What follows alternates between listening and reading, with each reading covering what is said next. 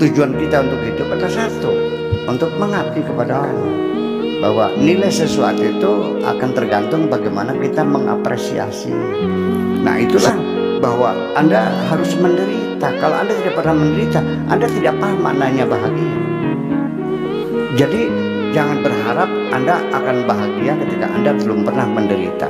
Kalau Anda belum pernah menderita, Anda tidak mengerti bahagia. Dan bisa-bisa kebahagiaan dan penderitaan sesuatu yang tidak Anda pahami semuanya.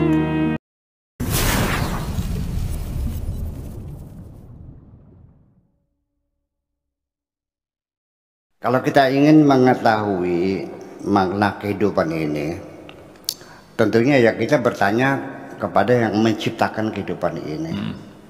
Proposalnya seperti apa? Jadi memang ketika Adam ditempatkan di sorga itu hanya settingan aja. Memang sudah ada program nantinya bakal diturunkan dan melalui proses godaan iblis dan dia kalah dan diusir. Saya kira itu ada desain, ada grand design dari Tuhan juga. Nah, untuk menerjemahkan makna kehidupan ini kita ambil dari statement Tuhan sendiri ketika kita diusir dari kerajaan sorga itu, yang bunyinya walakum fil ardi mustaqarrun wa mataun ilahin. Jadi satu ada 3 poin. Walakum fil ardi mustaqarrun, bahwa ini adalah sebagai tempat tinggal kita. Wa mataun, dan juga kita akan diberikan kesenangan-kesenangan selama di dunia ini. Tetapi ketika ilahin sifatnya sementara. Bahwa makna kehidupan kita ini sebetulnya kan hanya sementara. Waktunya sangat singkat dan tidak akan terulang lagi. Jadi maknanya kehidupan dunia ini ibaratnya seperti salah satu terminal saja ketika kita dalam perjalanan. Mandek sebentar di halte, setelah itu atau kalau kereta api dari Jakarta ya kita turun di mana ya? Di Hercules ya? Hercules, pulang Jatibarang, baru sampai Cirebon. Ya kalau sebagai tempat pemberian sementara kan hanya untuk untuk menurunkan orang dan menaikkan orang. Paling 5 menit, setelah itu pripit, just lagi jalan.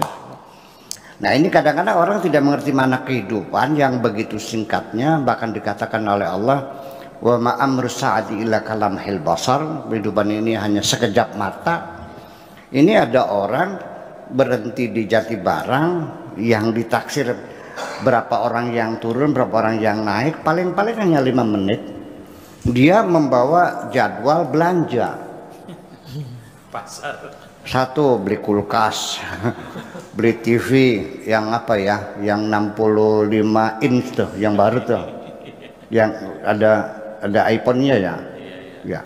Kemudian beli ranjang, beli piring 10 losin, beli baju, orang gila. Jadi artinya kata-kata ilahin itu sekejap, hanya sebentar. Bahkan kadang-kadang kita boro-boro belanja macam-macam, beli rokok saja susuknya belum kembali sudah pripit kok, uang 100.000. Nah, sementara orang yang nggak ada uangnya nuker dulu di tetangganya, belum selesai udah pripit.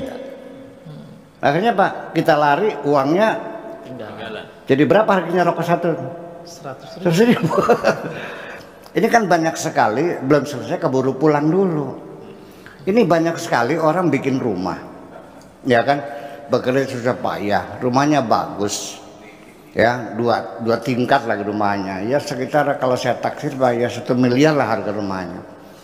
Belum jadi, keburu mati dulu. Setelah mati istrinya kawin lagi. Di dalam kubur dia sumpah serapah, kunyuk kamu rumah kau yang menempati, istriku juga kau peluk lagi kan. Kekecewaan karena kehabisan waktu. Jadi kita harus akui bahwa kita ini ditempatkan di sini. Ya, wa mataun juga ada, kita punya bagian untuk menikmatinya itu. Makanya saya berulang-ulang mengatakan hidup ini sekali. Waktunya sangat singkat dan tidak akan kembali. Yuk kita bangun kebahagiaan untuk kita nikmati dong. Gimana sih?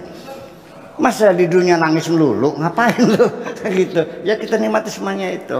Itu dari mananya. Kemudian yang kedua adalah tentang tujuannya apa. Nah tujuannya ya jelas dong, bahwa Allah sendiri yang menjelaskan tujuannya apa.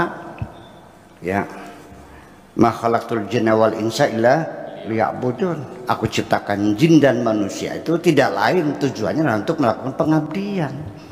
Nah orang Arab, orang Taiwan kirim visa sama orang Indramayu TKW, dikirim visa, dikirimi tiket, sana suruh apa? Suruh mainan gitu, suruh tidur? Ya enggak, suruh masak, suruh nyuci, suruh ngepas, suruh nyetrika, suruh ngurusin anaknya, mungkin juga ngurusin bapaknya yang jompo di sana. Itulah tugas dia. Dengan janji sebulan gajinya 8 juta. Kalau di Korea 25 juta ya di pabrik tuh. Nah kita juga sama. Tidak mungkin Tuhan menyuruh kita kecuali Tuhan memberikan fasilitas. Saya saja menyuruh orang ke Jatibarang suruh beli obat, masa nggak dikasih ongkos? Ini mobilnya, ini kuncinya, ini bensinnya, ini buat jajannya, ini beli takjilannya, kan begitu. Maka tujuan kita untuk hidup adalah satu, untuk mengabdi kepada Allah. Karena kita hidup ini kan tidak cuma-cuma begitu, semuanya ada imbalan. Ya, apanya? Pengabdian kepada Allah. Nanti padahal pengertian pengabdian kepada Allah itu apa buktinya? Itu sebagai contoh saja. Tuhan tidak seperti majikan yang ada di Arab. Suruh nyuci bajunya majikan, nantinya dipakai oleh majikan. Suruh masak, nantinya yang makan majikan. Kalau Allah menyuruh kamu zakat, bukan untuk Allah dimakan oleh Allah, tidak dong.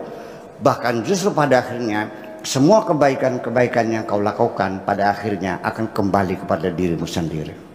Betapa hebatnya Allah, difasilitasi, ditempatkan, dimuliakan, kemudian diperintahkan, di mana keuntungannya kembali kepada diri kita sendiri. Ketika kamu tidak nurut, terlalu goblok kamu. Iya kan? Kita satu contoh saja di kebun jeruk kita. Ini baru saya kasih percontohan Pak Edi. Dia Baing itu ngurusin kebun jeruk saya. Tetapi saya fasilitasi ini sekitar 300 tombak bata ini buat kamu. Ya kan? Hasilnya 100% buat kamu, silahkan. Senangnya bukan main kan? Itu sebagian kecil. Sedangkan Allah berjanji untuk kamu semua. Wa in ahsantum li anfusikum. Ketika engkau berbuat baik itu kembali kebahagiaannya kepada dirimu sendiri kok. Nah, itu. Jadi tujuannya adalah untuk pengabdian. Kemudian apa itu? Nilai kehidupan. Nilai kehidupan. Ya kalau kita masalah nilai kehidupan secara pengertian dari sisi psikologis, sosiologis, antropologis, dari mendekati sisi ya nilai kehidupan itu ya tidak lebih sesuatu yang nilai itu value ya atau price ya, value ya. Ya, artinya apa yang kita rasakan, bahwa nilai sesuatu itu akan tergantung bagaimana kita mengapresiasinya. Sesuatu itu akan berharga nilainya bagi orang yang paham. Kalau orang nih, Pak Tato ini kan dosen ya, tapi nggak paham berlian kan? Ketika melihat berlian nggak paham, paling-paling dia ngapain beling, dilempar-lemparin lagi. Hidup juga begitu. Masalah nilai adalah tergantung kepada kita bagaimana kita mengapresiasinya. Sekarang begini, saya ketika pembantu meletakkan gelas putih di depan saya, air putih, punya nilai. Ada kebaikan seorang manusia kepadaku, namanya pembantuku, yang sudah mempersiapkan dirinya siap melayani aku.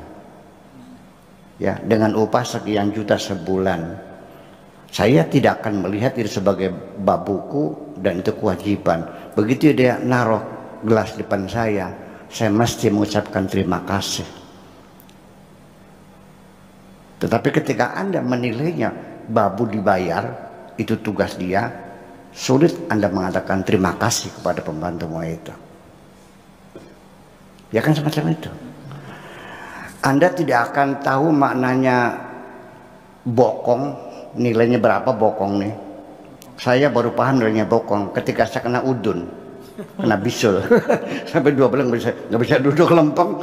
Ya Allah, nikmat banget. Jadi artinya seperti itulah. Jadi tergantung pada pengalaman. Kemudian apa itu? Tentang apakah derita? Ya memang mesti. Jadi otomatis dan tidak bisa dihindari, dan harus ada penderitaan, harus ada kesulitan. Pernah saya katakan, Allah berjanji, inna ma'al usri yusra, inna ma'al usri yusra, 2 kali. Kecewanya ketika diterjemahkan, sesungguhnya setiap ada kesulitan selalu ada kemudahan. Setiap ada kesulitan ada kemudahan. Ini Al-Quran ini bunyinya inna ma'a, bukan ba'da, bukan sesudah, tapi bersamaan, ma'iyah, bersamaan. Jadi ada kemudahan, bersamaan ada kesulitan, ada kemudahan, ada kesulitan, ada kemudahan. Bukan kesulitan dulu, lalu kemudahannya baru muncul, tidak. Jadi dalam kesulitan ada kemudahan. Bersama-sama adanya ma'amanya, itu makanya. Jadi Allah juga berjanji bahwa kamu jangan khawatir, pasti aku menguji kamu kok. Wala nabluwannakum bisyai'in minal khawfi wal ju'i wa naqsin minal amwali wal anfusi wa thamarat wa basyiris sabirin. Nah, itulah bahwa Anda harus menderita. Kalau Anda tidak pernah menderita, Anda tidak paham maknanya bahagia. Tingkat perjuangannya saja setelah berhasil dengan berjuang susah payah mencintai seorang perempuan, tapi ditolak mentah-mentah, dikejar, lari lagi sampai dukun semua se-Indonesia dicari, semua dukun di Madura juga ya kan, suruh puasa 40 hari dikerjain 2 tahun. Wah, begitu berhasil Anda mendapatkan kebahagiaan yang luar biasa setelah Anda berjerih payah. Tapi kalau dapatkannya sekelas jawilem, apa jawilem tuh? Jawil gelam dengan mudahnya, ya nilainya berapa ya, jawilem semacam itu. Jadi artinya orang kaya dengan modal dengkul, ya, dengan modal selembar kertas yang tidak ada nilainya, ya, jatuh bangun berusaha sampai dia kaya, akan berbeda menikmatinya dengan orang yang dapat warisan dari orang tua. Betul enggak? Jadi jangan berharap Anda akan bahagia ketika Anda belum pernah menderita. Kalau Anda belum pernah menderita, Anda tidak mengerti bahagia. Dan bisa-bisa kebahagiaan dan penderitaan sesuatu yang tidak Anda pahami semuanya itu. Dari segi psikologi perlu ada comparison, ada komparatif, ada sesuatu yang dibandingkan. Kita membeli mangga satu buah mangga tanpa ada yang lainnya, Anda beli, nggak ada masalah. Tetapi ketika Anda membeli mangga dengan pilihan yang lain, pasti Anda akan memilih yang terbaik di antara satu cepon itu. Ketika Anda cari istri, asal ketemu langsung kawin, nggak enak. Yang enak koleksi dulu yang banyak. Lalu dipilihlah, inilah yang tercantik gitu. Guyon. Ini bergurau, jangan dimasukkan, hanya bergurau aja. Jadi artinya penderitaan itu ada. Saya ini orang yang paling berpengalaman di antara kalian. Kenapa demikian? Karena saya orang yang paling banyak mengalami kegagalan. Dari kegagalan saya banyak belajar. Orang yang tidak pernah gagal tidak punya pelajaran sama sekali. Maka saya kira begitu.